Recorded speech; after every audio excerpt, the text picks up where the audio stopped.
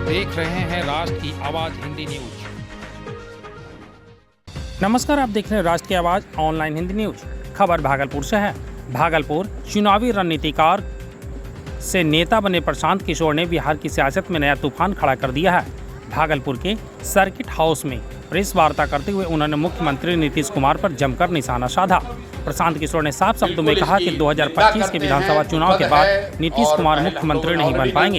इतना ही नहीं, उन्होंने दावा किया कि यह बात कागज पर लिख कर देने को भी मैं तैयार हूँ। नीतीश कुमार के बेटे निशांत कुमार के राजनीति में संभावित प्रवेश पर भी प्रशांत किशोर ने टिप्पणी कर दी। उन्होंने कहा कि निशांत को वह अभी नेता के तौर पर स्वीकार नहीं करते हैं। मोदी जी से आप लोग को एक ही सवाल आपके माध्यम से पूछना चाह रहा हूं कि 2015 में सर आप आए थे, 1,25,000 करोड़ के पैकेज की घोषणा आपने आरा से बिहार के लिए की थी। 2015 के बाद से लगातार दिल्ली में आप ही की सरकार है और बिहार में भी नीतीश और भाजपा की सरकार 10 में 7 साल रही है। तो कृपा करके ये बता दीजिए कि क्या आपने 1,25,000 करोड़ भेजा कि नहीं भेजा? अगर भेजा तो इसका मतलब है कि आप ही की राज्य सरकारों ने उसको लूट लिया, या फिर आपने भेजा ही नहीं। तीसरी तो कोई बात हो नहीं सकती, क्योंकि हम लोग तो कहीं देख नहीं रहे। 1,25,000 करोड़ का पैकेज आपको हमको तो कहीं नहीं दिख रहा है। तो दो ही बात हो सकती है, या तो मोदी जी ने भेजा नहीं, या भेजा तो उन्हीं की राज्य सरकार ने उसको लूट लिया।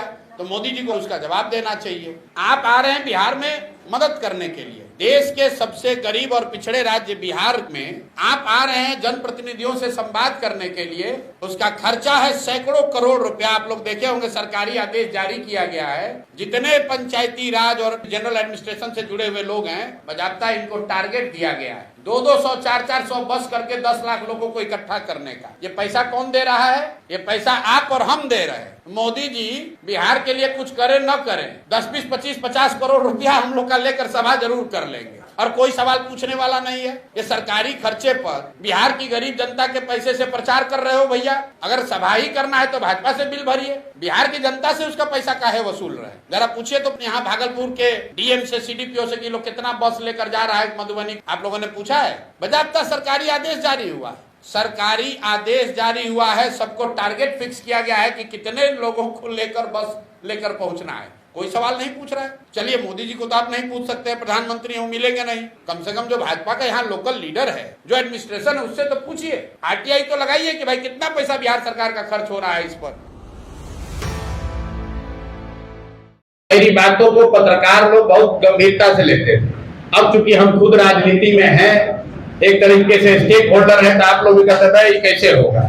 जब प्रशांत किशोर ने कहा कि बंगाल में भाजपा को 100 सीट नहीं आएगा, तो नहीं आया। जब आंध्र में कहा कि जगनमोहन रेड्डी पूरी तरह हार जाएंगे, तो 11 को सीट आया।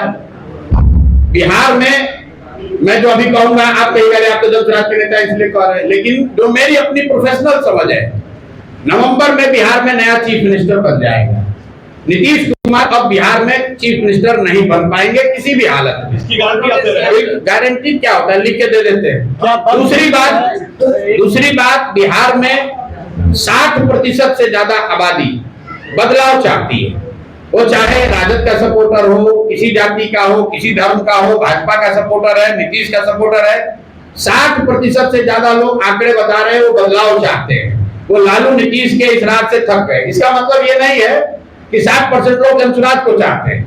उस पर विवाद हो सकता है, उस पर अभी जनता को निर्णय लेना है, लेकिन 60% से ज्यादा लोग बिहार में बदलाव चाहते हैं। अब आप कहेगा कम निर्णय लेंगे, तो डेटा और साइंस ये बताता है कि 25% वोटर, याद रखिए इस बात को, करीब 25% वोटर चुनाव के 3 दिन पहले 72 घंटे में निर्णय लेता है।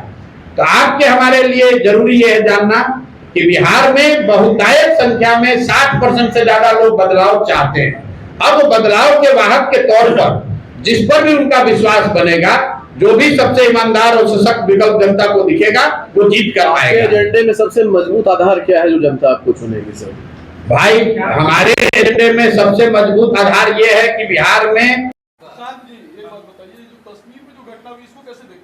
बिल्कुल इसकी निंदा करते हैं, दुखद है। और पहले हम लोगों ने ऑलरेडी जनसुराज से कहा है, इस तरह की घटनाएं निंदनीय हैं।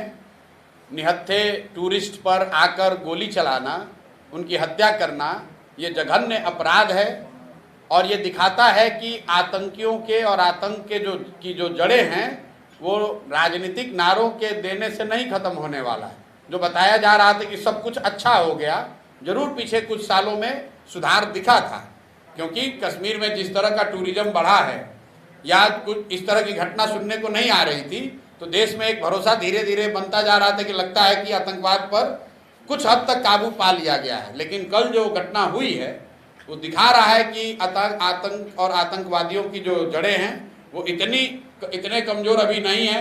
बहुत लंबे संघर्ष की, शायद ऑल टाइम संघर्ष की ज़रूरत है। तो बिल्कुल इसकी हम लोग निंदा करते हैं, इसकी भर्त्सना करते हैं। जिन शब्दों में इसकी निंदा की जाए वो कम है। वो राजनीतिक नारों के देने से नहीं खत्म होने वाला है।